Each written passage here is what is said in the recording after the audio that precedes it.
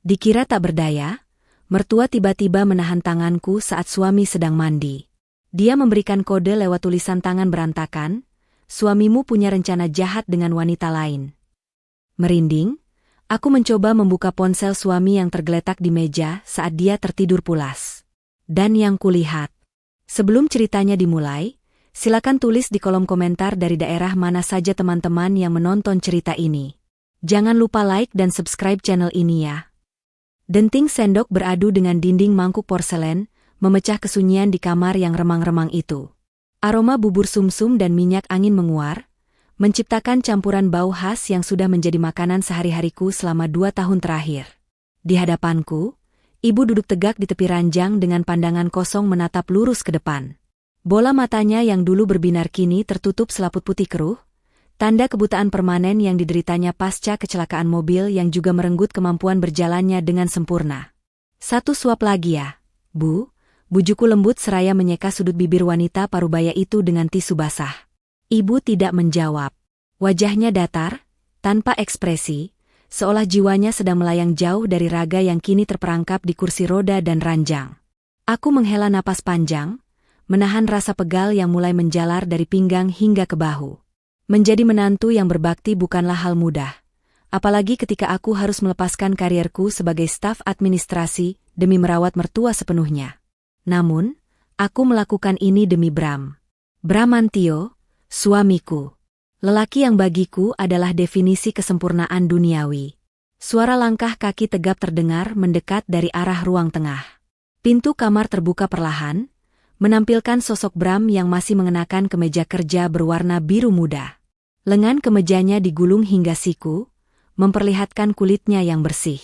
Ia tersenyum hangat, senyum yang selalu bisa meluruhkan segala kelelahanku seharian ini. "Sayang, belum selesai suapin ibu?" tanyanya lembut sambil berjalan mendekat. Ia mengecup puncak kepalaku sekilas, lalu beralih mencium tangan keriput ibunya dengan takzim. "Malam, Bu." Bram pulang. Seperti biasa, ibu hanya diam. Tidak ada anggukan, tidak ada gumaman. Bram menatapku dengan sorot mata iba. "Kamu pasti capek banget, Al. Seharian ngurusin rumah, ngurusin ibu. Harusnya kita cari perawat saja. Aku nggak tega lihat kamu kurus begini," ujar Bram sambil memijat bahuku pelan. Sentuhannya hangat dan menenangkan. Aku menggeleng pelan, meletakkan mangkuk bubur yang sudah kosong ke atas nakas. "Nggak apa-apa, Mas. Lagian kalau pakai perawat, belum tentu mereka telaten. Aku cuma mau memastikan ibu dapat yang terbaik. Kan ibu cuma punya Mas Bram dan aku." Bram tersenyum, kali ini ada guratan bangga di wajahnya. "Kamu memang istri terbaik yang Tuhan kirim buat aku, Alina. Aku nggak tahu hidupku bakal jadi apa kalau nggak ada kamu." Ia kemudian merogoh saku celananya, mengeluarkan ponsel yang layarnya menyala sekilas. Aku sempat melirik, melihat notifikasi pesan masuk yang bertubi-tubi. "Siapa, Mas? Malam-malam kok ramai sekali chat masuk?" tanyaku polos. Bram tampak sedikit terkesiap, namun dengan cepat ia mematikan layar ponselnya dan memasukkannya kembali ke saku. "Biasa, orang kantor. Proyek pengadaan barang lagi ruwet. Mereka suka nggak kenal waktu kalau kirim chat."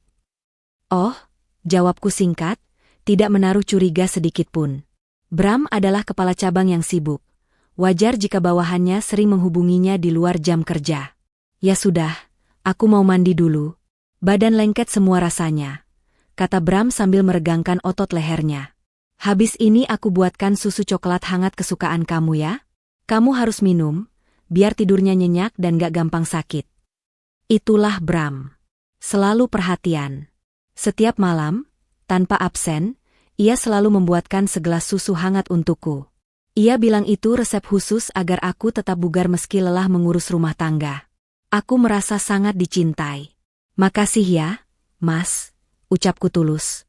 Bram mengangguk, lalu beranjak menuju kamar mandi yang terletak di dalam kamar utama kami, meninggalkan aku berdua lagi dengan ibu di kamar tamu yang disulap menjadi kamar perawatan ini. Suara gemericik air mulai terdengar dari balik dinding, menandakan Bram sudah mulai membersihkan diri. Suasana kembali hening. Aku membereskan nampan obat-obatan ibu di meja kecil samping tempat tidur. "Nah, Bu," Sekarang waktunya istirahat ya. Alina matikan lampunya biar ibu bisa tidur. Gumamku sambil membetulkan selimut yang menutupi kaki ibu. Saat aku hendak berbalik badan untuk keluar dari kamar, tiba-tiba aku merasakan sesuatu menahan pergelangan tanganku. Cengkeraman itu kuat.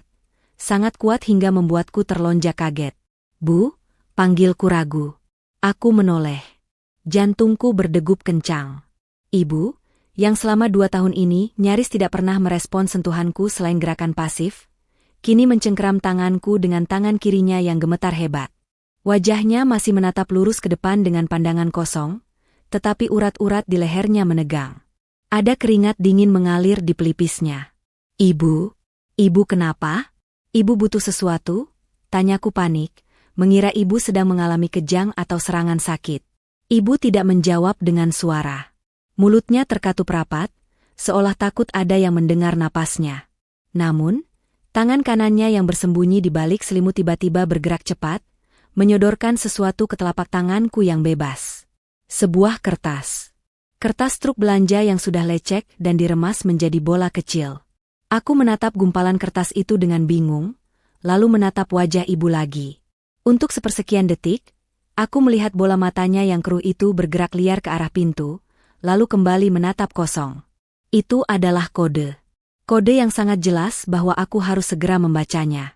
Dengan tangan gemetar, aku membuka gumpalan kertas itu perlahan, berusaha tidak menimbulkan suara, kresek, yang bisa terdengar sampai ke kamar mandi. Di atas kertas truk bekas itu, terdapat tulisan tangan yang sangat berantakan, seolah ditulis dengan tergesa-gesa tanpa melihat, menggunakan pensil alis yang entah dari mana ibu dapatkan. Huruf-hurufnya besar, miring, dan saling bertabrakan, namun pesannya terbaca dengan jelas di bawah remang lampu tidur. Saat mataku menangkap kalimat pertama, darahku serasa berhenti mengalir. Udara di paru-paruku tersedot habis, digantikan oleh rasa dingin yang menusuk tulang belakang. Tulisan itu berbunyi, "Jangan minum susunya. Lari.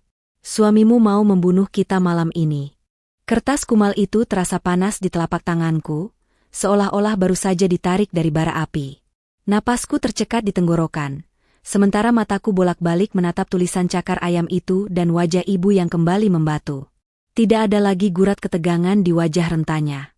Ibu kembali menjadi sosok pasif yang menatap kosong ke arah lemari kayu jati di sudut kamar, seakan-akan interaksi 2 detik yang lalu hanyalah halusinasi akibat kelelahan mentalku. Tapi remasan kertas di tanganku adalah bukti nyata. Teksturnya kasar, nyata, dan mengerikan. "Suamimu mau membunuh kita malam ini." Kalimat itu bergaung di kepalaku, menabrak dinding logika yang selama ini kubangun. Bram? Membunuh? Itu hal paling konyol yang pernah kudengar. Bram adalah pria yang bahkan tidak tega membunuh kecoak di kamar mandi. Dia selalu memungutnya dengan tisu dan membuangnya keluar rumah. Bram yang setiap gajian selalu menyisihkan uang untuk panti asuhan. Bram yang tidak pernah membentakku sekalipun selama 3 tahun pernikahan kami. Tidak mungkin, bisikku lirih, nyaris tanpa suara. Aku menatap ibu tajam, mencoba mencari tanda kebohongan. Ibu sadarkan apa yang ibu tulis? Hening. Hanya suara dengkuran halus dari napas ibu yang mulai teratur. Dia pura-pura tidur? Atau tadi itu momen luciditas sesaat dari demensianya? Suara pintu kamar mandi terbuka di kejauhan membuyarkan lamunanku. Langkah kaki Bram terdengar mendekat. Panik menyergapku. Dengan gerakan refleks yang canggung, aku menyelipkan gumpalan kertas itu ke balik saku dasterku yang dalam. Jantungku berpacu begitu kencang hingga aku takut Bram bisa mendengarnya dari ruang tengah. "Sayang," panggil Bram. Kepalanya menyembul dari balik pintu kamar ibu. Rambutnya masih basah, aroma sabun maskulin yang biasa dipakainya langsung memenuhi ruangan, menggantikan bau minyak angin. "Kok masih di situ?" Katanya mau istirahat. Aku memaksakan seulas senyum, meski rasanya bibirku kaku seperti karet kering. "Iya, Mas. Ini baru mau keluar. Tadi benerin selimut ibu sebentar." Bram tersenyum lebar. Ia berjalan mendekat, lalu merangkul pinggangku posesif. "Yuk, keluar. Aku sudah buatkan susunya. Spesial, aku tambahkan sedikit madu biar kamu nggak pucat terus." Ia membimbingku keluar dari kamar ibu, lalu menutup pintu kamar itu perlahan. Sebelum pintu tertutup rapat, aku sempat menoleh sekilas ke arah ibu. Dalam keremangan, aku bersumpah melihat satu mata ibu terbuka sedikit, menatapku dengan sorot yang memancarkan teror murni. Di ruang tengah, segelas susu coklat hangat sudah tersaji di atas meja kaca, uap tipis mengepul darinya. Di samping gelas itu, gawai milik Bram tergeletak dengan layar menghadap ke bawah. "Duduklah," titah Bram lembut sambil menepuk sofa di sebelahnya. Aku menurut, duduk dengan tubuh tegang. Bram mengambil gelas itu, mengaduknya sebentar dengan sendok kecil, lalu menyodorkannya padaku. "Minum, Al. Mumpung hangat." Aku menerima gelas itu. Hangatnya menjalar ke telapak tanganku yang dingin berkeringat. Aromanya manis, aroma coklat yang familiar. Namun, entah kenapa, setelah membaca surat ibu, aroma itu kini terasa menusuk hidung. Apakah ada bau aneh? Almond? Zat kimia? Aku mencoba mengendus samar-samar, tapi hidungku tersumbat oleh ketakutan. "Kenapa dilihatin terus? Nggak ada racunnya kok," canda Bram diiringi tawa renyah. "Deh." Jantungku seperti berhenti berdetak sedetik. Candaan itu, biasanya aku akan tertawa mendengarnya. Tapi malam ini, kalimat itu terdengar seperti pengakuan dosa yang disamarkan. "Mas bercanda aja," sahutku pelan, berusaha terdengar normal. "Masih panas banget, Mas. Aku tunggu sebentar ya." Bram menatapku lekat. Senyumnya tidak luntur. Tapi matanya, apakah matanya selalu seintens itu saat melihatku minum? "Ya sudah, tiup-tiup dulu. Oh iya, aku lupa ambil gawai di kamar mandi tadi sepertinya." Bram bangkit berdiri, menepuk saku celananya yang kosong, lalu berjalan kembali ke arah kamar tidur utama. Ini kesempatanku. Begitu punggung Bram menghilang di balik pintu, aku segera meletakkan gelas susu itu di meja. Pandanganku tertuju pada gawai Bram yang tergeletak di meja, bukan di kamar mandi seperti katanya barusan.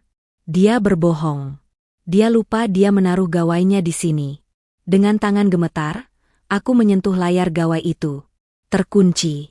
Tentu saja.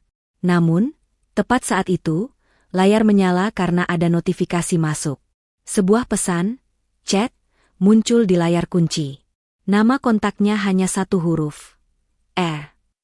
Jantungku serasa mau meledak saat membaca pratinjau pesan yang muncul, hanya selama 3 detik itu sebelum layar kembali gelap. Pesan itu bukan tentang pekerjaan. Bukan tentang proyek kantor. Isi pesan itu singkat, padat, dan menghancurkan seluruh duniaku dalam sekejap. Kalau malam ini gagal lagi, kita pakai cara kasar. Asuransinya hangus kalau dia masih hidup sampai minggu depan. Duniaku berputar hebat. Asuransi? Mati? Gagal lagi? Jadi benar? Ibu benar? Belum sempat aku memproses kengerian itu, suara langkah kaki Bram terdengar kembali. Cepat dan tegap. Aku segera menarik tanganku menjauh dari gawainya dan menyambar gelas susu itu lagi, berpura-pura sedang meniup uapnya. Bram muncul di ruang tengah, wajahnya sedikit bingung. "Loh, kok nggak ada di kamar mandi ya? Perasaan tadi aku bawa." Matanya kemudian jatuh ke meja, tepat ke gawainya yang tergeletak di samping vas bunga. "Ah, ternyata di situ." Dia tertawa kecil, tapi tawanya terdengar sumbang di telingaku sekarang. Dia berjalan mendekat, mengambil gawainya, lalu memasukkannya ke saku celana. Kemudian, dia berdiri tepat di hadapanku, menatap gelas di tanganku yang isinya masih utuh. Wajahnya yang tampan perlahan berubah. Senyum hangatnya lenyap, digantikan oleh ekspresi datar yang dingin dan tidak sabaran. "Alina." Suaranya memberat, nadanya turun 1 oktav, menghilangkan kelembutan yang biasa ia pamerkan. "Kenapa belum diminum setetes pun? Kamu tidak menghargai buatanku." Ia membungkuk sedikit, wajahnya kini sejajar dengan wajahku. Sorot matanya bukan lagi sorot mata suami yang penuh cinta, melainkan sorot mata predator yang sedang menunggu mangsanya tumbang. "Minum sekarang," perintahnya, bukan bujukan, tapi perintah. Tanganku gemetar hebat memegang gelas itu, hingga isinya sedikit tumpah mengenai jariku. "Minum sekarang." 2 kata itu meluncur dari bibir Bram bukan sebagai permintaan, melainkan ultimatum. Matanya yang biasanya teduh kini menyorot tajam, menusuk hingga ke dasar jiwaku yang paling rapuh. Tidak ada lagi kehangatan di sana, hanya ada kekosongan yang mengerikan. Seolah sosok suami penyayang yang kukenal selama 3 tahun ini, hanyalah topeng karet yang sedang meleleh perlahan. Tanganku gemetar semakin hebat. Cairan coklat kental di dalam gelas itu berguncang, menciptakan riak-riak kecil yang mengancam akan tumpah. Aroma manisnya kini membuat perutku mual. Di benakku, susu ini bukan lagi minuman pengantar tidur, melainkan cairan kematian yang diracik khusus untuk mengakhiri napas Alina. Perutku mual. Mas, cicitku, mencoba mencari alasan paling logis. Suaraku serak, tercekat di tenggorokan yang kering kerontang. Sepertinya aku masuk angin. Kalau minum susu nanti malah muntah. Bram tidak langsung menjawab. Ia hanya diam, berdiri kaku di hadapanku seperti patung lilin. Matanya menelusuri wajahku, mencari celah kebohongan. Detik demi detik berlalu dalam keheningan yang menyiksa, hanya terdengar detak jam dinding yang seolah menghitung mundur sisa waktuku. Tiba-tiba, wajah tegang Bram melunak. Senyum itu kembali terukir. Namun kali ini senyum itu tidak mencapai matanya. Sudut bibirnya terangkat, tapi matanya tetap dingin dan waspada. Sayang. Ia berjongkok di depanku, meraih tangan kiriku yang bebas dan menggenggamnya erat. Terlalu erat hingga tulang-tulang jariku terasa nyeri. Kamu ini aneh sekali malam ini. Ibu bilang apa tadi di kamar? Dia ngomong yang aneh-aneh lagi soal aku. Pertanyaan itu menghantamku seperti petir di siang bolong. Dari mana dia tahu ibu bicara? Bukankah ibu bisu dan lumpuh baginya? Atau, apakah dia memasang penyadap di kamar ibu? Rasa dingin merayap di tengkuku. Aku harus berhati-hati. Satu jawaban salah, dan malam ini mungkin benar-benar jadi malam terakhirku. Aku menggeleng pelan, berusaha memasang wajah bingung yang meyakinkan. Ibu? Ibu kan gak bisa ngomong? Mas, ibu cuma diam saja tadi. Bram menatapku lekat selama 5 detik penuh. 5 detik terlama dalam hidupku. Ia seolah sedang membedah otakku, mencari tahu apakah aku sedang bersandiwara. Baguslah, gumamnya pelan, nyaris tak terdengar. Ia lalu melepaskan genggaman tangannya dan berdiri tegak. Kalau mual, minum sedikit saja. Sesuap 2 suap buat syarat. Aku udah capek-capek bikin ini, Al.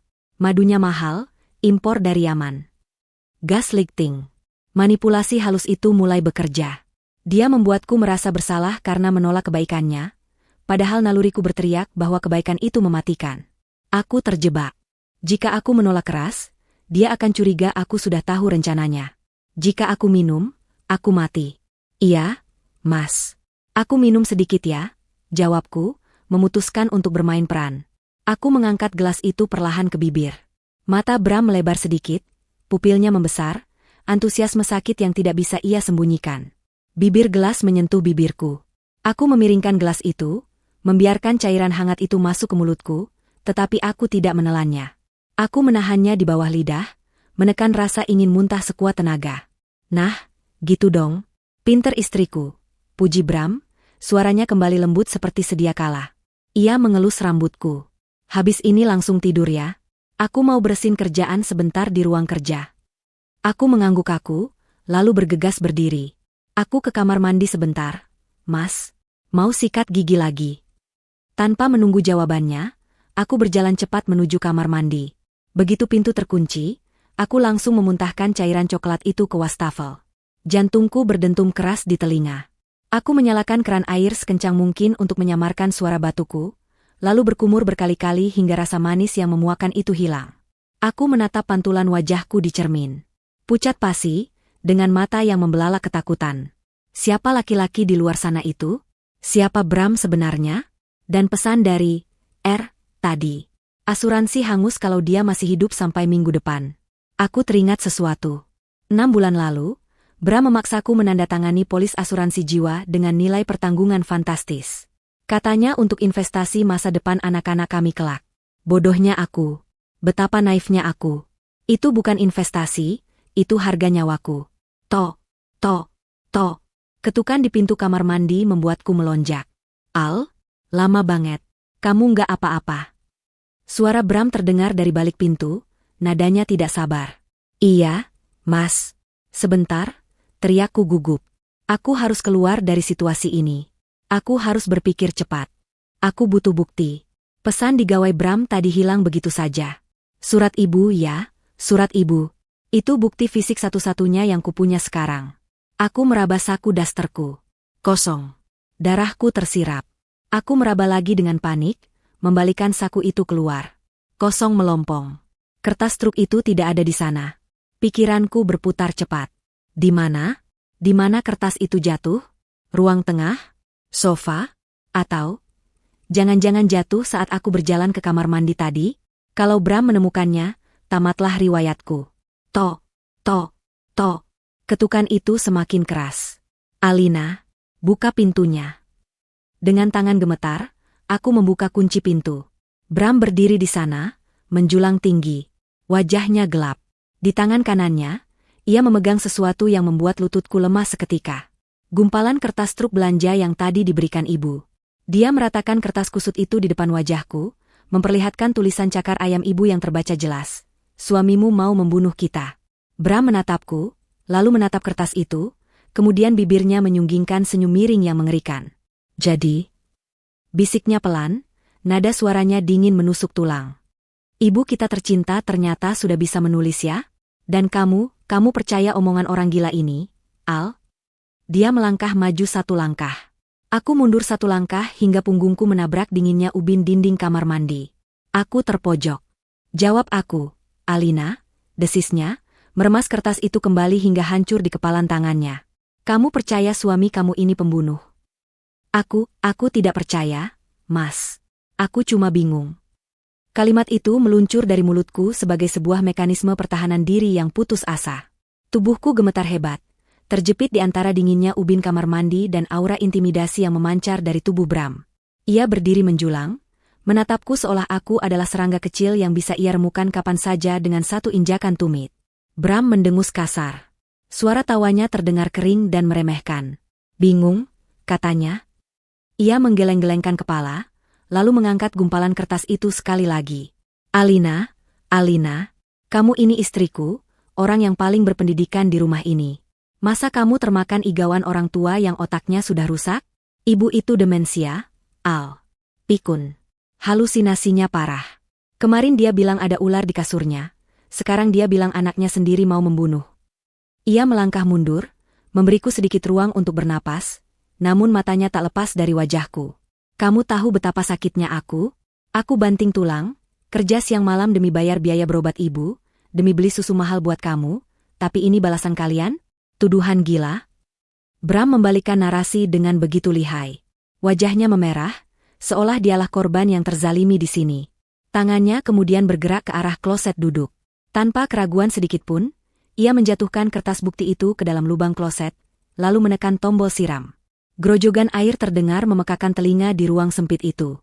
Aku menatap nanar saat pusaran air menelan satu-satunya bukti peringatan ibu, membawanya lenyap ke saluran pembuangan yang gelap. Hilang sudah. Sudah. Lupakan drama ini, ujar Bram dingin. Ia berbalik badan, mematikan lampu kamar mandi, memaksaku keluar mengikutinya ke kamar tidur yang remang. Tidurlah. Besok pagi aku mau lihat kamu bersikap normal lagi. Jangan sampai ibu melihat kita bertengkar, nanti penyakit gilanya makin menjadi-jadi. Bram naik ke peraduan, menarik selimut hingga sebatas dada, dan memunggungi aku. Dalam hitungan menit, napasnya terdengar berat dan teratur. Ia tertidur. Atau setidaknya, berpura-pura tertidur dengan sangat meyakinkan. Aku berbaring di sebelahnya, kaku seperti mayat. Mataku menatap langit-langit kamar, sementara air mata mengalir dalam diam ke bantal. Hatiku terombang-ambing antara rasa bersalah, apakah benar aku yang paranoid, dan ketakutan yang mencekam. Jam dinding menunjukkan pukul 2 pagi. Keheningan malam terasa begitu pekat. Tiba-tiba, sebuah cahaya redup berpendar di atas nakas di sisi tempat tidur Bram.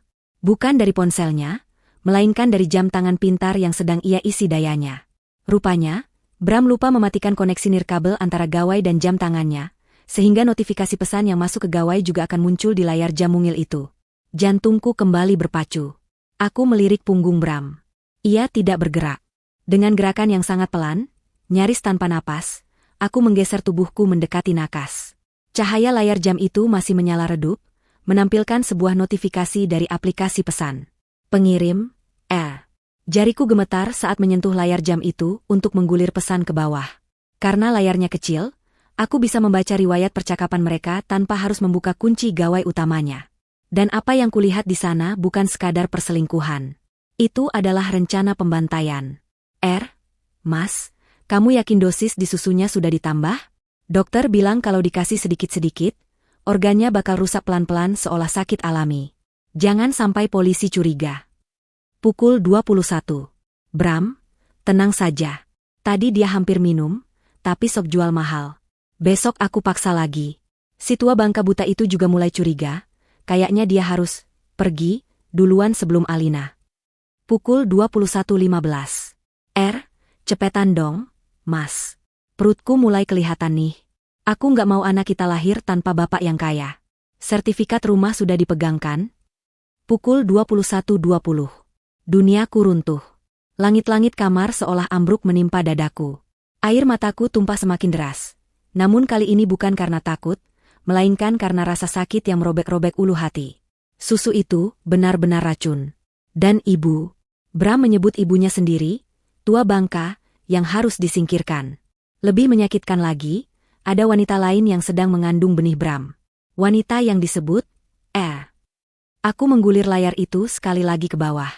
Ada sebuah foto yang baru saja dikirim oleh 5 menit yang lalu, alasan kenapa jam itu menyala barusan. Foto itu menampilkan sebuah hasil tes kehamilan dengan 2 garis merah tegas, diletakkan di atas sebuah perut yang mulai membuncit. Namun, bukan itu yang membuatku ingin menjerit histeris. Di latar belakang foto itu, terlihat jelas sebuah bingkai foto pernikahan di dinding kamar si wanita. Aku mengenali dinding itu. Aku mengenali bingkai itu. Itu adalah kamar tamu di rumah adik kandungku sendiri, Rina. Rina, lihat Mas, ponakanmu bakal jadi anakmu. Alina yang mandul itu nggak akan pernah bisa kasih ini buat kamu.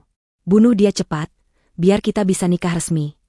Aku membekap mulutku sendiri dengan kedua tangan, menahan jeritan horor yang sudah sampai di tenggorokan. Rina? Adikku? Adik kandung yang kubiayai kuliahnya? Adik yang sering main ke rumah ini dan bermanja-manja pada Bram? Mereka berdua, bersengkongkol? Rasa mual yang hebat menghantamku. Pengkhianatan ini bukan hanya satu lapis, tapi berlapis-lapis hingga ke sumsum tulangku. Suamiku ingin membunuhku demi adikku sendiri. Dan adikku menginginkan kematianku demi harta dan lelaki ini. Aku menoleh ke samping, menatap sosok Bram yang sedang tertidur pulas. Wajahnya tampak damai, seperti malaikat. Tapi kini aku tahu, di balik wajah itu bersemayam iblis yang paling keji. Tiba-tiba, Bram bergerak. Ia menggeliat pelan, lalu tangannya meraba-raba nakas, seolah mencari jam tangannya. Matanya perlahan terbuka. Dalam kegelapan, ia melihatku sedang membungkuk di atas nakas, tepat di depan layar jam yang masih menyala menampilkan foto perut Rina. Pandangan kami bertemu. Waktu seolah berhenti. Tidak ada lagi sandiwara. Tidak ada lagi senyum manis. Bram bangun perlahan, duduk tegak di tepi ranjang. Wajahnya datar, tanpa emosi, namun matanya berkilat mengerikan dalam kegelapan. Wah, ucapnya pelan, suaranya serak khas bangun tidur namun tajam mengiris. Kamu terlalu banyak tahu malam ini, sayang. Seharusnya kamu tidur saja tadi. Tangannya perlahan bergerak ke bawah bantalnya, menarik sesuatu yang berkilau logam dingin. Benda berkilau di tangan Bram bukanlah pistol ataupun pisau, melainkan sebuah jarum suntik kecil dengan cairan bening di dalamnya. Sebelum aku sempat berteriak atau melompat dari kasur, tangan kekar Bram sudah lebih dulu mencengkeram leherku, menekan tubuhku ke kasur dengan kekuatan yang mustahil kulawan. Jangan mempersulit keadaan, Alina, desisnya tepat di telingaku. Ini cuma obat penenang dosis tinggi. Biar kamu gak histeris dan tetangga dengar. Mas, tolong. Rintihku, air mata membasahi pipi. Itu adikku. Rina itu adikku. Justru karena dia adikmu, dia tahu persis apa yang kamu punya dan apa yang dia mau, jawab Bram dingin. Tanpa belas kasihan, ia menancapkan jarum itu ke lengan atasku. Sensasi dingin menjalar cepat, diikuti rasa kantuk yang berat dan melumpuhkan. Pandanganku mengabur. Hal terakhir yang kulihat sebelum kegelapan menelan kesadaranku adalah senyum Bram yang mengerikan, seolah ia baru saja menidurkan seekor hewan peliharaan yang merepotkan. Aku terbangun dengan kepala yang berdenyut hebat, seakan ada ribuan jarum yang menusuk otakku. Aroma di sekelilingku bukan lagi aroma kamarku yang wangi lavender, melainkan bau apek dan lembab. Aku membuka mata susah payah. Aku tidak lagi berada di kamar utama yang mewah itu. Aku terbaring di atas kasur lipat tipis di lantai kamar ibu. Ruangan itu kini berbeda. Jendela kaca besar yang biasanya membiarkan sinar matahari masuk, kini tertutup rapat oleh papan kayu yang dipaku dari luar. Pintu kamar terkunci dari luar. Kami di penjara. Di rumah sendiri. Di sudut ruangan, ibu duduk di kursi rodanya, menghadap ke arahku. Kali ini, tidak ada lagi sandiwara buta di wajahnya. Mata keruhnya menatapku dengan sorot kesedihan yang mendalam. Ia menangis tanpa suara. Air mata meleleh di pipi keriputnya yang tirus. Ibu. Panggilku serak. Tenggorokanku kering kerontang. Aku mencoba bangun, tapi tubuhku lemas bukan main. Efek obat itu masih tersisa, membuat otot-ototku serasa bubur. Aku merangkak perlahan mendekati kaki ibu, lalu memeluk lututnya yang ringkih. Pertahanan diriku runtuh seketika. Aku menangis meraung-raung, menumpahkan segala rasa sakit, takut, dan pengkhianatan yang merobek dadaku. Kenapa Rina, Bu? Kenapa harus Rina? Isakku pilu. Aku membiayai kuliahnya. Aku merawatnya sejak bapak meninggal. Kenapa dia tega hamil anak suamiku? Ibu tidak menjawab dengan kata-kata. Mungkin karena takut ada penyadap suara seperti dugaanku, tapi tangan kirinya yang gemetar terulur, mengelus kepalaku perlahan. Sentuhan itu adalah satu-satunya hal manusiawi yang tersisa di neraka ini. Ibu, yang selama ini kuremehkan sebagai beban, ternyata adalah satu-satunya sekutu yang kupunya. Kami adalah dua wanita malang yang sedang menunggu giliran mati. Hari-hari berikutnya berlalu seperti mimpi buruk yang tak berujung. Bram mengisolasi kami sepenuhnya. Gawai milikku sudah lenyap entah kemana. Kabel telepon rumah diputus. Pintu depan dikunci ganda. Setiap pagi dan sore, Bram akan masuk membawa nampan makanan. Menunya selalu sama, bubur encer yang berbau aneh. Aku tahu ada racun di sana. Arsenik? Sianida dosis rendah? Entahlah. Makan, sayang, ucapnya dengan nada yang dibuat-buat manis, tapi matanya menatap tajam mengawasi setiap sendok yang masuk ke mulutku. Kamu harus sembuh. Kata dokter, depresi kamu makin parah. Kamu mulai halusinasi kalau aku selingkuh. Kan? Kasihan istriku. Dia sedang memainkan narasi, istri gila. Dia mempersiapkan alibi. Jika aku mati nanti, orang-orang akan mengira aku bunuh diri karena depresi atau mati karena sakit mendadak akibat kejiwaan yang terguncang. Aku terpaksa menelan bubur itu sedikit demi sedikit agar tidak disiksa lebih lanjut, lalu memuntahkannya diam-diam di celah lantai kayu yang lapuk di bawah kolong tempat tidur saat Bram pergi. Namun, meski aku memuntahkannya, tubuhku semakin hari semakin lemah. Rambutku mulai rontok. Kulitku memucat. Racun itu bekerja, atau mungkin stres yang membunuhku perlahan. Kondisi terburuk datang di hari kelima. Pintu kamar terbuka, tapi bukan Bram yang masuk. Suara langkah sepatu hak tinggi terdengar mengetuk lantai ubin. Aroma parfum mahal, parfumku yang biasa kupakai ke pesta, menguar memenuhi ruangan AP itu. Aku mendongak lemah dari atas kasur lantai. Di sana, berdiri sosok yang membuat darahku mendidih sekaligus membeku. Rina. Adik kandungku itu berdiri berkacak pinggang, mengenakan gaun sutra merah milikku. Perutnya yang mulai membuncit terlihat jelas di balik kain ketat itu. Wajahnya berseri-seri, jauh dari rasa bersalah. Dia terlihat bahagia. Ya ampun, Mbak Alina, ucapnya sambil menutup hidung dengan gaya jijik. Bau banget sih di sini, kayak kandang tikus. Rina. Bisikku, suaraku nyaris hilang. Kamu tega. Rina tertawa kecil. Ia berjalan mendekat, lalu berjongkok di hadapanku, menatap wajahku yang kurus kering dengan tatapan meremehkan. Jangan drama deh, Mbak. Harusnya Mbak makasih sama aku, ujarnya enteng. Mas Bram itu butuh istri yang bisa kasih keturunan, bukan istri mandul yang cuma bisa ngurusin orang tua cacat ini. Ia menunjuk ibu dengan dagunya. Tapi aku kakakmu. Kakak? Rina mendengus. Kakak yang selalu sok suci. Kakak yang selalu dipuji tetangga. Aku capek, Mbak, hidup di bawah bayang-bayang Mbak Alina yang sempurna. Sekarang giliran aku yang ambil semuanya. Rumah ini, mobil Mbak, perhiasan Mbak, dan Mas Bram. Ia berdiri, lalu mengelus perutnya dengan bangga. Mbak tenang aja, prosesnya nggak akan lama lagi kok. Mas Bram bilang, dosisnya sudah dinaikkan mulai hari ini. Paling lambat lusa, Mbak sudah bebas dari rasa sakit. Rina berbalik badan hendak pergi, namun langkahnya terhenti di depan ibu. Ia menatap ibu yang duduk diam di kursi roda. Dan untuk ibu tua ini, Rina mencondongkan tubuhnya ke telinga ibu, berbisik namun cukup keras untuk kudengar. Begitu Alina mati, ibu bakal aku kirim ke panti jompo paling murah yang bisa kutemukan. Atau mungkin, aku tinggalin aja di pinggir jalan tol. Ibu tetap diam mematung, Namun aku melihat tangan kanannya mengepal begitu kuat hingga kukunya memutih. Rina tertawa puas, lalu melenggang keluar kamar. Suara pintu dikunci kembali terdengar, meninggalkan kami dalam keheningan yang mencekam. Aku terbaring lemas, menatap langit-langit yang suram. Harapan rasanya sudah musnah. Aku akan mati lusa. Dibunuh oleh suami dan adikku sendiri. Namun, di tengah keputusasaan itu, tiba-tiba terdengar suara berderit. Ibu bergerak. Bukan gerakan acak. Ibu memutar roda kursinya mendekatiku. Lalu, untuk pertama kalinya dalam 2 tahun, ibu membuka mulutnya dan mengeluarkan suara yang bukan gumaman. Suaranya parau, berat, dan penuh dendam yang tertahan selama bertahun-tahun. Alina, bisik ibu, matanya menatapku tajam, bening, dan fokus. Hapus air matamu. Kita tidak akan mati di sini. Ibu punya simpanan yang mereka tidak tahu. Suara ibu yang parau namun tegas itu, bagaikan guntur yang menyambar di tengah keheningan kamar yang pengap. Aku ternganga, menatap wanita tua yang selama ini kuanggap tak berdaya itu. Sorot matanya yang biasanya kosong kini menyala, penuh dengan kecerdasan dan kewaspadaan yang tajam.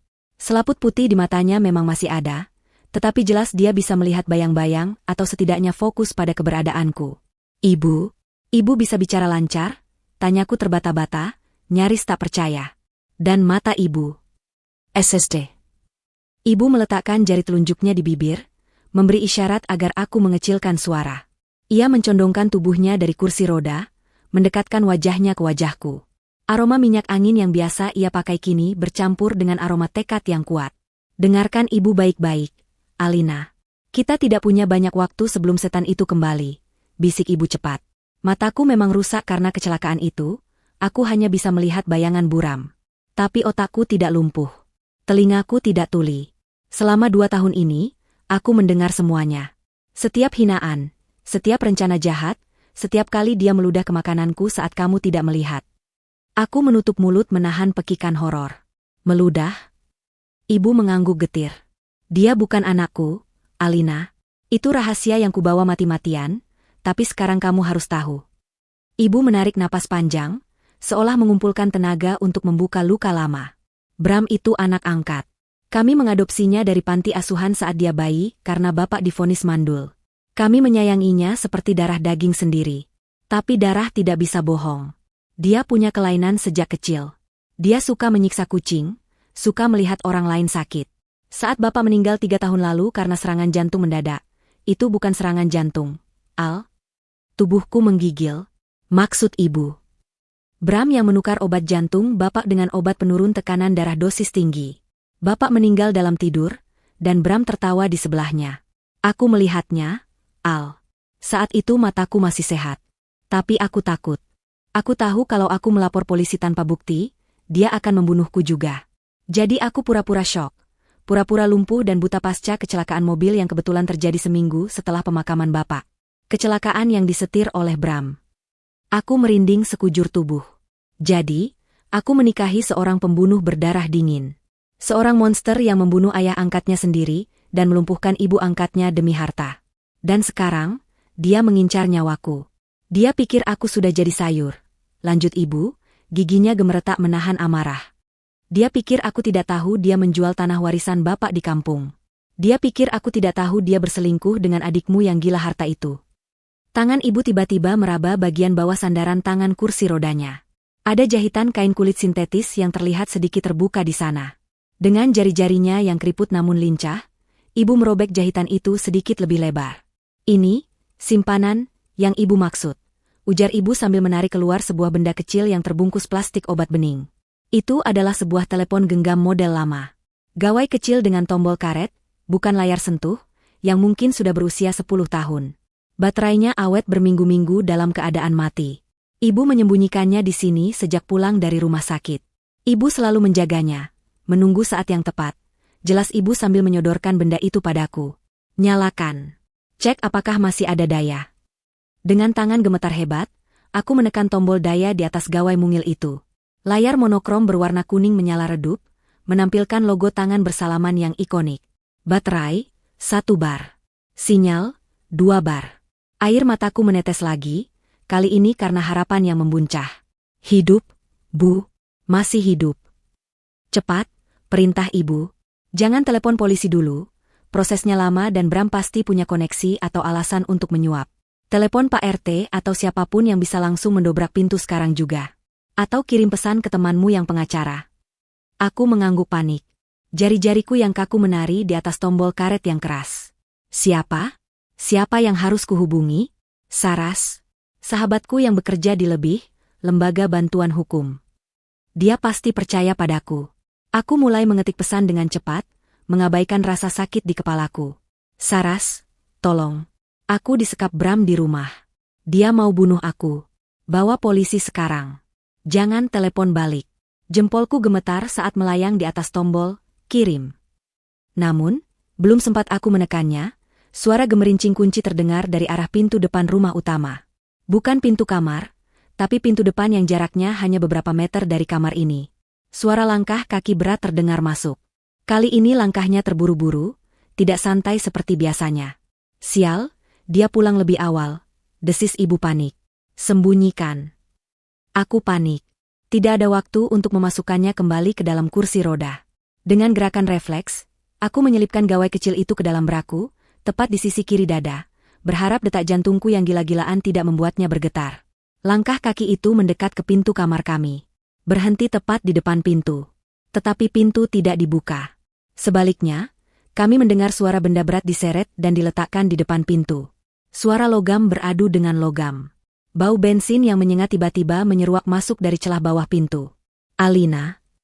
Suara ibu bergetar untuk pertama kalinya sejak ia mulai bicara tadi. Wajahnya pucat pasi. Dari balik pintu, terdengar suara Bram yang dingin dan tanpa emosi, seolah sedang berbicara pada tembok. Sayang, Rina bilang dia mau rumah ini direnovasi total. Jadi, sepertinya lebih gampang kalau kita bersihkan semuanya sekaligus, kan? Bunyi ceklik pemantik api terdengar nyaring. Dia tidak akan menunggu racun itu bekerja. Dia akan membakar rumah ini beserta isinya, bersama kami di dalamnya, dan mengklaimnya sebagai kecelakaan akibat kompor meledak. Bunyi ceklik pemantik api itu terdengar seperti letusan pistol di telingaku. Sedetik kemudian, aroma bensin yang tajam dan menyengat mulai merayap masuk dari celah bawah pintu, disusul oleh kepulan asap tipis berwarna kelabu. Hawa panas mulai terasa, bukan dari api yang membara, melainkan dari ketakutan purba yang membakar setiap saraf di tubuhku. Kami akan mati. Kami akan mati hangus di kamar sempit yang bau apek ini, dan dunia hanya akan mengenang kami sebagai korban kecelakaan tragis. Tangisku pecah lagi. Lututku goyah, dan aku merosot ke lantai, memeluk kaki ibu erat-erat. Kita tamat, Bu. Kita tamat. Ratapku histeris. Bayangan kulit melepuh dan paru-paru yang hangus memenuhi benakku. Aku tidak mau mati seperti ini. Aku tidak mau mati konyol di tangan laki-laki iblis itu. Bangun. Suara bentakan itu tidak datang dari Bram, melainkan dari ibu. Tangan rentanya yang kering menampar pipiku dengan keras. Plak. Rasa perih menjalar di wajahku, namun rasa sakit itu justru menyentakku kembali ke realitas. Aku mendongak, menatap wajah ibu. Tidak ada air mata di sana. Yang ada hanyalah nyala api kemarahan yang jauh lebih panas daripada api yang hendak disulut Bram. Hapus air matamu, Alina, desis ibu tajam, mencengkeram bahuku. Menangis tidak akan memadamkan api. Menangis tidak akan membuat bajingan di luar sana berhenti. Kamu mau mati sebagai korban yang menyedihkan, atau kamu mau hidup untuk melihat dia membusuk di penjara? Kata-kata itu menghantam dadaku lebih keras daripada tamparan fisiknya. Korban. Selama ini aku memosisikan diriku sebagai korban. Istri yang dibohongi, kakak yang dikhianati, menantu yang dimanufaktur. Aku membiarkan diriku menjadi objek penderitaan mereka. Tapi tidak lagi. Rasa takut yang mencekik tenggorokanku perlahan surut, digantikan oleh sesuatu yang dingin dan keras. Kebencian. Dendam. Keinginan untuk bertahan hidup bukan karena takut mati, tapi karena aku belum puas melihat Bram hancur. Aku menarik napas panjang, menghirup aroma bensin yang kini justru memicu adrenalin di dalam darahku. Aku menghapus air mata dengan punggung tangan, kasar dan cepat. Apa yang harus kita lakukan, Bu? Tanyaku. Suaraku tidak lagi gemetar. Suaraku stabil, rendah, dan berbahaya. Ibu tersenyum tipis, senyum seorang pejuang veteran. Kirim pesan itu sekarang. Pastikan terkirim. Aku merogoh gawai jadul itu dari balik bra. Sinyalnya masih 2 bar. Jempolku menekan tombol, kirim, pada pesan darurat yang sudah kutulis untuk Saras tadi. Layar mungil itu berkedip-kedip, menampilkan tulisan mengirim yang membuat jantungku berpacu. 1 detik, 2 detik, 3 detik. Terkirim. Aku menghela napas lega. Sudah, Bu. Pesan terkirim ke Saras. Tapi kita butuh waktu. Kalau api ini membesar sekarang, bantuan Saras akan terlambat. Kita ulur waktu. Perintah ibu cepat, matanya melirik ke arah pintu yang mulai terasa hangat. Bram itu serakah. Keserakahan adalah kelemahan terbesarnya. Dia membunuh demi harta, jadi gunakan harta untuk menghentikannya.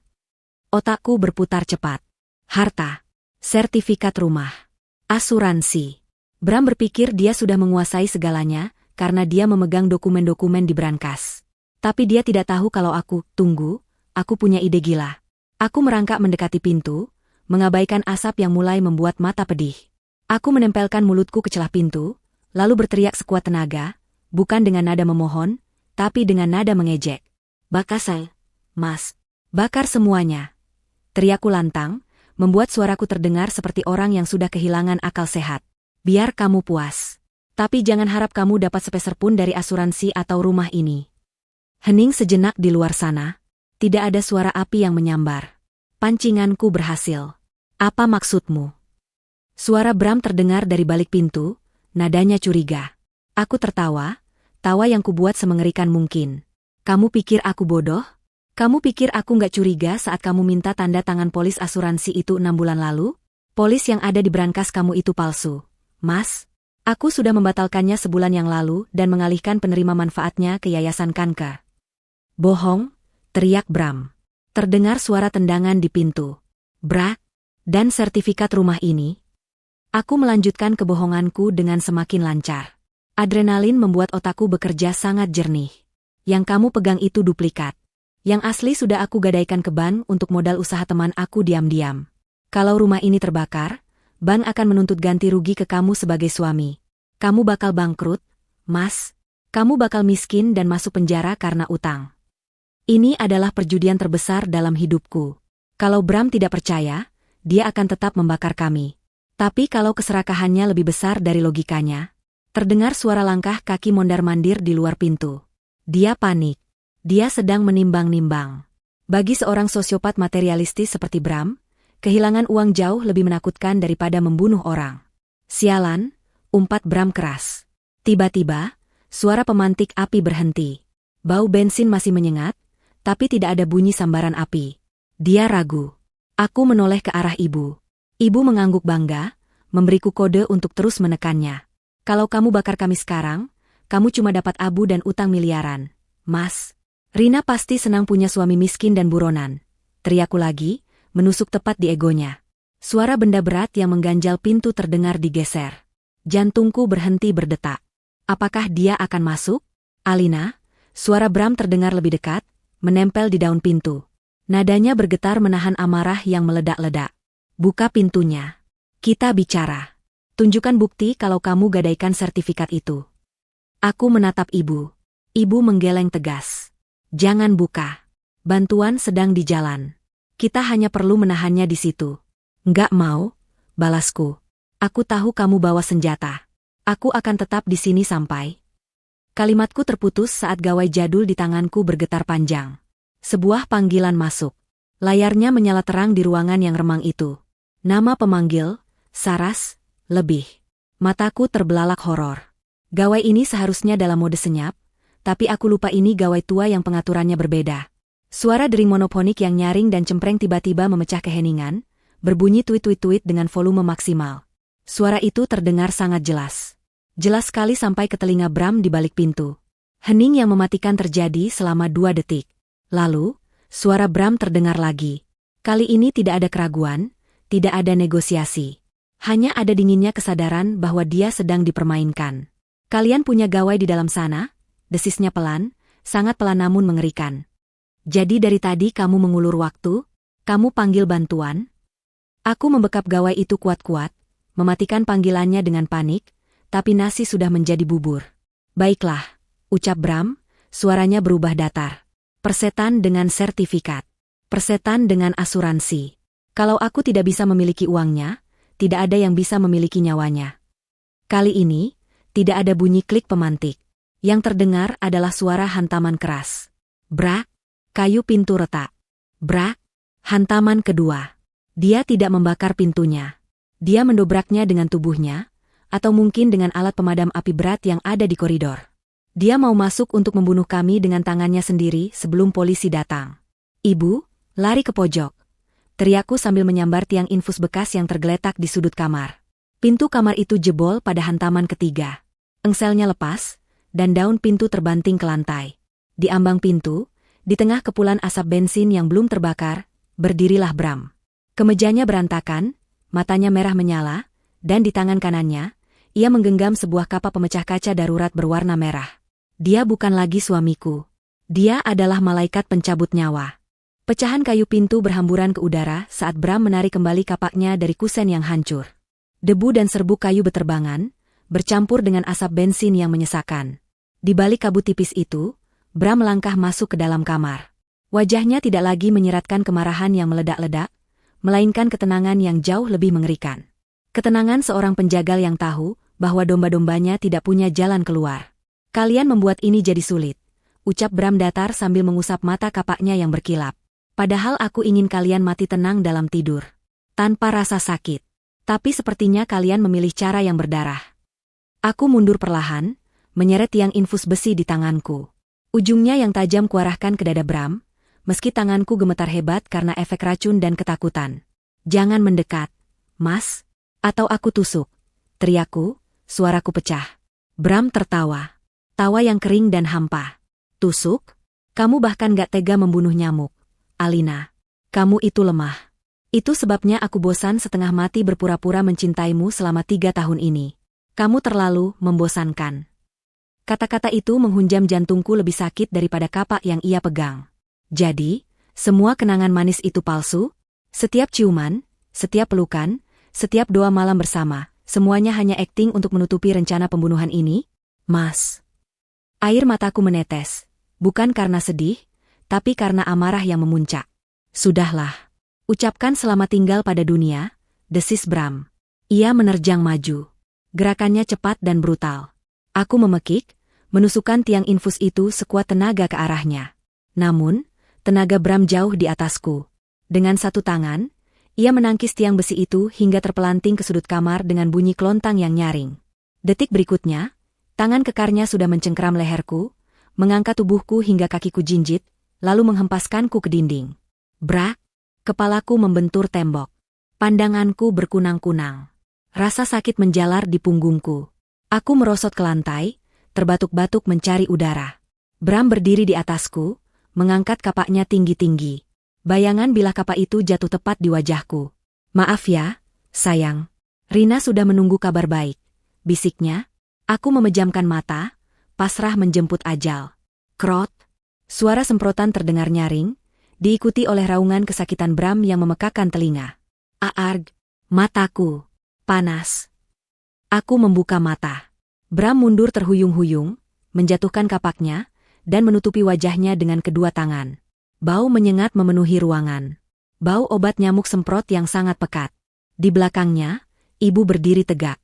Ya, ibu berdiri. Bukan duduk di kursi roda. Ia berdiri kokoh dengan kedua kakinya yang kurus namun stabil. Di tangannya, ia memegang kaleng obat nyamuk ukuran besar yang entah ia sembunyikan di mana selama ini. Wajah ibu merah pada menahan amarah, napasnya memburu. Jauhkan tangan kotormu dari anakku, iblis, seru ibu lantang. Suaranya tidak lagi parau, melainkan menggelegar penuh wibawa seorang ibu yang melindungi anaknya. Ibu. Bisikku tak percaya. Lari, Alina. Lari. Teriak ibu sambil melempar kaleng obat nyamuk itu tepat ke kepala Bram yang masih meraung kesakitan. Buk. Hantaman itu membuat Bram oleng dan jatuh berlutut. Adrenalinku meledak. Aku tidak menyia-nyiakan kesempatan itu.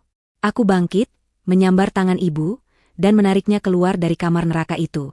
Kami berlari tertatih-tatih menuju ruang tengah. Ibu, meski bisa berdiri, langkahnya masih pincang karena otot-ototnya kaku setelah 2 tahun pura-pura lumpuh.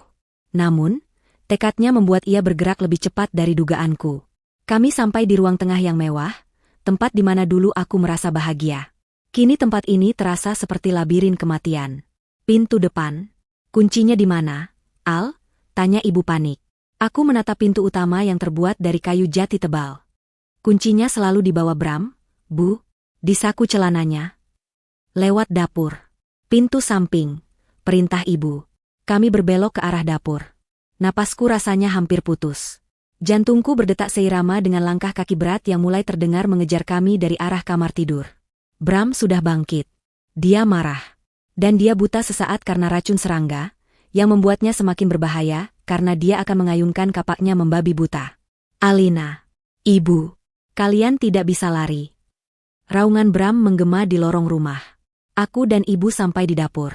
Tanganku dengan panik memutar gagang pintu samping yang menuju garasi. Terkunci. Sial. Terkunci juga, teriakku frustrasi. Aku mencoba mendobraknya dengan bahuku yang lemah, tapi pintu besi itu tak bergeming. Kami terjebak. Pecahkan jendela, seru ibu, mengambil ulekan batu dari atas meja dapur. Ibu hendak melemparkan batu berat itu ke kaca jendela dapur, namun gerakan tangannya terhenti di udara. Matanya membelalak menatap ke arah luar jendela kaca yang gelap. Aku mengikuti arah pandang ibu. Di luar sana, di balik kaca jendela dapur, berdiri seseorang. Seseorang itu tersenyum manis sambil melambaikan tangan. Di tangan kanannya, ia memegang jeriken bensin, dan di tangan kirinya, sebuah obor kecil yang menyala terang. Itu Rina. Adikku sendiri. Ia tidak datang untuk menolong. Ia datang untuk memastikan pekerjaan suamiku selesai. Rina menempelkan wajahnya ke kaca, lalu bibirnya bergerak mengucapkan satu kata tanpa suara yang bisa kubaca dengan jelas. Bye. Detik berikutnya, Rina menyiramkan isi jeriken itu ke arah jendela dan pintu dapur dari luar. Di belakang kami, di ambang pintu penghubung antara ruang tengah dan dapur, Bram muncul dengan mata merah bengkak berair dan kapak yang siap menebas. Sudah kuduga kalian lari ke sini, geram Bram dengan napas memburu. Kami terjepit. Di depan ada api yang siap disulut Rina. Di belakang ada Bram dengan kapaknya. Kami benar-benar tikus yang masuk perangkap. Obor kecil itu melayang di udara dalam gerakan lambat yang menyiksa, lalu jatuh tepat di genangan bensin yang membasahi dinding luar dapur. Wus! Dalam sekejap mata, lidah api oranye raksasa berkobar, menjilat kaca jendela dan merambat naik ke atap teras samping. Panasnya langsung terasa menembus kaca, membuat kulit wajahku terasa perih meski terhalang dinding. Rina, yang berdiri di luar, memeki kaget. Api itu membesar jauh lebih cepat dan lebih liar dari dugaannya, hampir menyambar ujung gaun mahalnya. Dia mundur terhuyung, wajah sombongnya lenyap digantikan kepanikan bocah yang bermain korek api di gudang mesiu. Di dalam, situasi tak kalah mematikan. Kobaran api di luar memberikan latar cahaya merah darah bagi sosok Bram yang berdiri di ambang pintu dapur. Siluetnya hitam, besar, dan menakutkan. Kalau aku harus mati atau masuk penjara, geram Bram, suaranya bergetar oleh kegilaan murni, aku pastikan kalian berdua ikut hangus bersamaku. Dia mengangkat kapaknya tinggi-tinggi dan berlari menerjang ke arahku. Alina, tunduk, teriak ibu. Aku menjatuhkan diri ke lantai keramik yang dingin. Praang. Bukan kapak yang menghantamku, melainkan suara kaca jendela dapur yang pecah berantakan karena hantaman ulekan batu yang dilempar ibu. Batu hitam berat itu melesat melewati kepalaku, menembus kaca yang sudah retak karena panas, dan meleset dari sasaran utamanya, Bram. Bram tertawa setan. Dia sudah berdiri tepat di atasku. Kakinya menginjak ujung dasterku sehingga aku tidak bisa merangkak lari. Dia menatapku dengan mata merah bengkaknya. Kapak itu terayun turun mengincar leherku. Selamat tinggal, istriku. Aku memejamkan mata, menjerit memanggil Tuhan. Dor. Suara letusan keras memekakkan telinga. Bukan dari luar, tapi dari arah pintu ruang tengah yang hancur. Kapak di tangan Bram terlepas, jatuh berdenting di lantai hanya beberapa sentimeter dari kepalaku. Bram mengerang, memegangi bahu kanannya yang tiba-tiba menyemburkan darah segar. Dia terhuyung mundur, matanya terbelalak kaget menatap ke arah lorong rumah. Di sana, di balik kepulan asap bensin yang belum terbakar di dalam rumah, berdiri 3 orang polisi berseragam lengkap dengan senjata teracung. Di belakang mereka, Saras, sahabatku, berdiri dengan wajah pucat pasi namun mata menyala marah. Jangan bergerak, Tiarap. Tiarap, bentak salah satu polisi dengan suara menggelegar. Bram, meski terluka tembak, masih mencoba meraih kapaknya dengan tangan kiri. Naluri pembunuhnya belum mati. Saya bilang Tiarap. 2 polisi langsung maju, menerjang tubuh besar Bram dan membantingnya ke lantai. Buk! Wajah tampan suamiku itu dihantamkan ke keramik dapur tanpa ampun. Tangan kekarnya dipelintir ke belakang, Bunyi klik borgol besi terdengar sebagai musik paling indah yang pernah kudengar seumur hidupku. Alina, ibu. Saras berlari menerobos masuk, mengabaikan polisi yang melarangnya. Dia langsung memelukku yang masih gemetar di lantai. Tangisku pecah seketika. Kamu selamat, Al. Kamu selamat. Isak Saras. Aku langsung telepon kenalanku di Polres begitu baca pesanmu. Untung pos polisi dekat sini. Sementara itu, di luar jendela yang pecah, pemandangan lain yang tak kalah dramatis sedang terjadi. Rina, yang terjebak di antara kobaran api yang ia buat sendiri dan pagar tembok tinggi, berteriak histeris. Warga sekitar yang mendengar keributan dan melihat api mulai berdatangan. Mereka tidak menolong Rina dengan lembut. Aku melihat Pak RT dan beberapa pemuda kampung menyeret Rina menjauh dari api dengan kasar. Rina meronta-ronta, menjeritkan nama Bram. Lepaskan saya. Saya hamil. Saya istrinya pemilik rumah. Jerit Rina gila. Istri apanya? Kamu yang bakar rumah ini, kami lihat semua. Bentak seorang warga yang sedang menyiramkan air dari ember ke dinding dapur untuk memadamkan api. Polisi menyeret Bram bangkit berdiri. Wajahnya lebam, darah mengalir dari bahunya, namun tatapannya masih tertuju padaku. Tatapan penuh racun. Ini belum selesai, Alina, desisnya saat digiring melewati-lewatiku. Kau pikir kau menang? Tanpa aku, kau cuma janda miskin. Hartamu habis. Kau tidak punya siapa-siapa. Aku berdiri perlahan, dibantu oleh Saras dan ibu. Kakiku masih lemas, tapi hatiku tiba-tiba terasa sangat lapang. Aku menatap mata lelaki yang pernah kucintai itu. Mas salah, jawabku pelan, namun tegas. Aku memang kehilangan suami. Tapi aku mendapatkan kembali hidupku, dan aku mendapatkan kembali ibuku. Aku menoleh ke arah ibu. Ibu berdiri tegak, dagunya terangkat tinggi, menatap Bram dengan tatapan jijik seolah melihat kotoran. Bram didorong paksa keluar rumah menuju mobil patroli yang sirinenya meraung-raung, bersahutan dengan sirine pemadam kebakaran yang baru saja tiba. Di halaman depan, Rina yang sudah diborgol terlihat terduduk lemas di tanah. Gaun merahnya kotor oleh tanah dan abu. Saat melihat Bram digiring keluar dengan bahu berdarah, Rina menjerit memanggilnya. Mas Bram, tolong aku, Mas. Anak kita perutku sakit. Mas, sakit sekali. Rina memegangi perut bawahnya. Wajahnya memucat, keringat dingin sebesar biji jagung membasahi dahinya. Di antara kakinya, cairan merah kental mulai merembes membasahi gaun dan tanah rumput. Itu bukan air ketuban. Itu darah. Bram menoleh sekilas, melihat kondisi Rina dan darah itu. Bukannya khawatir, wajah Bram justru berubah menjadi ekspresi kecewa yang dingin. Dasar tidak berguna. Gumam Bram pelan, lalu memalingkan wajah dan masuk ke dalam mobil polisi tanpa menoleh lagi. Rina mendengar gumaman itu. Matanya terbelalak tak percaya. Dunianya, cinta butanya, dan ambisinya hancur lebur dalam satu detik oleh satu kalimat kejam dari pria yang ia puja. Rina meraung. Raungan panjang yang menyayat hati, campuran antara rasa sakit fisik keguguran dan rasa sakit pengkhianatan yang terlambat ia sadari. Aku memalingkan wajah, tidak tega melihatnya meski ia baru saja mencoba membakarku. Aku memeluk ibu erat-erat di tengah hiruk-pikuk petugas pemadam kebakaran yang mulai menyemprotkan air ke dinding rumahku yang hangus sebagian. Malam neraka ini berakhir. Tapi saat matahari terbit nanti, kenyataan baru akan menampar kami. Rumah yang rusak, trauma yang membekas, dan proses hukum yang panjang. Namun, saat aku memeluk ibu, aku merasakan sesuatu di saku daster ibu yang keras. Tenang, nak, bisik ibu di telingaku, suaranya sangat lirih agar tidak didengar Saras atau polisi. Polis asuransi dan sertifikat palsu yang kamu bilang tadi, itu ide bagus. Tapi kamu harus tahu satu hal.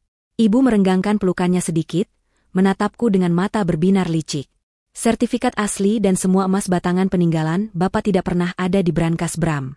Ibu sudah menguburnya di bawah kandang ayam di kampung setahun yang lalu, sebelum ibu pura-pura lumpuh. Kita tidak miskin, Alina. Kita kaya raya. 6 bulan kemudian. Udara pagi di lereng Gunung Salak terasa begitu sejuk, jauh berbeda dengan udara pengap penuh debu dan kenangan buruk di rumah lama kami di Jakarta. Aku menyesap teh melati hangat sambil duduk di teras kayu villa mungil yang kini menjadi tempat tinggal kami. Di halaman depan, ibu sedang sibuk menyiangi tanaman anggrek barunya. Ia tidak lagi duduk di kursi roda. Meski jalannya masih sedikit tertatih dan harus dibantu tongkat, ibu sudah bisa berdiri tegak. Dan yang paling penting, sepasang kacamata tebal yang bertengger di hidungnya kini membantunya melihat dunia dengan lebih jelas, setelah operasi katarak dan retina yang kami lakukan 3 bulan lalu. Hidup kami berubah 180 derajat. Ingatanku melayang kembali ke ruang sidang 2 minggu yang lalu. Hari itu adalah hari penentuan. Aku masih ingat jelas bagaimana wajah Bram yang dulu sombong dan necis, berubah menjadi kuyu dan tak terawat di kursi pesakitan. Rambutnya dicukur habis, dan seragam oranye tahanan membuatnya terlihat seperti orang asing.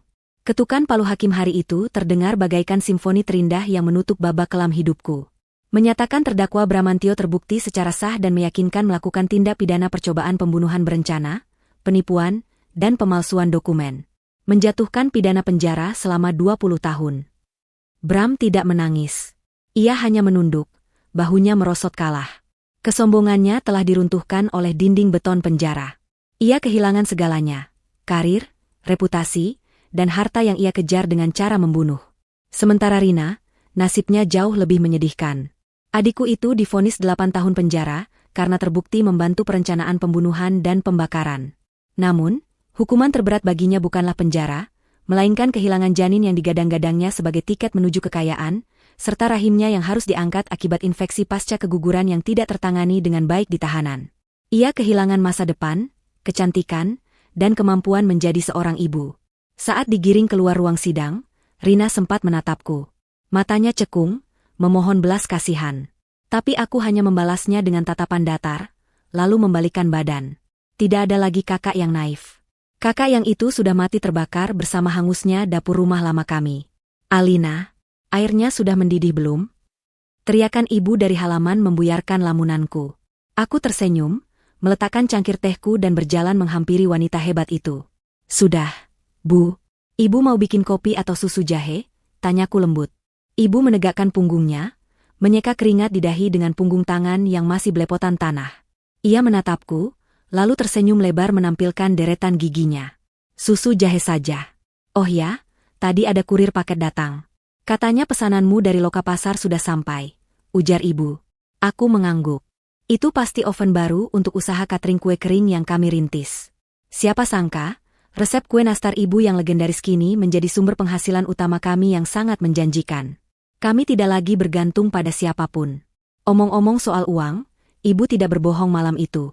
Keesokan harinya setelah kebakaran, saat polisi masih memasang garis kuning di rumah lama, ibu menyuruhku menyewa mobil dan pergi ke kampung halaman bapak di Jawa Tengah. Di sana, di bawah bekas kandang ayam yang sudah reot di belakang rumah tua kakek, aku menggali tanah sedalam 1/2 meter sesuai instruksi ibu. Dan di sanalah aku menemukannya. Sebuah kotak besi berkarat yang dililit plastik berlapis-lapis. Isinya bukan hanya sertifikat tanah asli dan surat-surat berharga, melainkan juga puluhan keping emas batangan murni yang dikumpulkan bapak selama puluhan tahun menjadi juragan tembakau. Nilainya cukup untuk membeli villa ini tunai, membiayai operasi mata ibu, dan modal usaha kami seumur hidup. Bram si serakah itu mencari harta di berangkas mewah di Jakarta, padahal harta sesungguhnya tertanam di tanah becek penuh kotoran ayam yang selalu ia hina. Ironi yang sangat memuaskan. Gawaiku di saku celemek bergetar.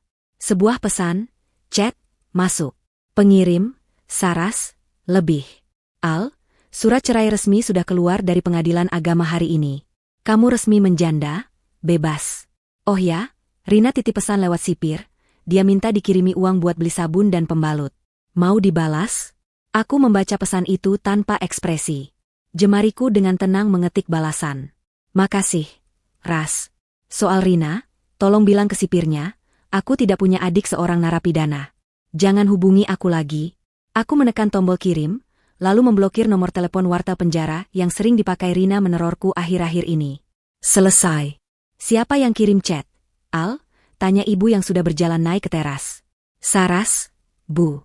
Surat cerai sudah keluar. Jawabku sambil membantu ibu duduk di kursi rotan. Ibu menghela napas panjang, tatapannya menerawang ke arah pegunungan yang hijau.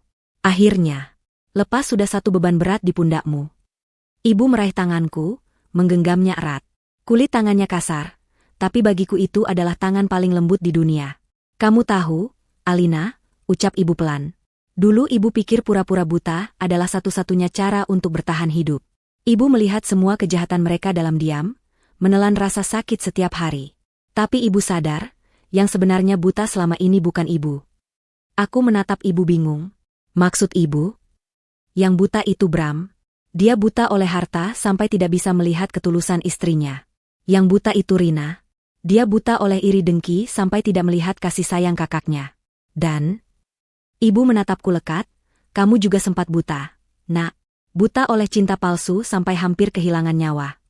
Air mata haru menggenang di pelupuk mataku. Ibu benar. Kami semua pernah buta dengan cara kami masing-masing. Tapi sekarang kita sudah bisa melihat. Bu, bisikku sambil memeluk bahunya. Kita melihat dengan sangat jelas. Ibu tertawa kecil, menepuk pipiku sayang. Ya. Sekarang, ayo kita masuk. Oven barumu sudah menunggu. Kita harus bikin 100 toples nastar buat pesanan lebaran. Kita tidak punya waktu untuk mengurusi masa lalu. Aku tertawa renyah, tawa yang benar-benar lepas tanpa beban. Kami berdua masuk ke dalam rumah yang hangat dan harum aroma mentega. Di luar, matahari bersinar terik, menyinari jalan setapak berbatu yang akan kami lalui. Pintu masa lalu sudah tertutup rapat, dikunci ganda, dan kuncinya telah kubuang ke dasar samudra. Di hadapanku kini hanya ada masa depan. Dan untuk pertama kalinya dalam hidupku, aku tidak takut berjalan sendirian, karena aku tahu, aku memiliki diriku sendiri yang kuat, dan ibu yang tak terkalahkan. Tama.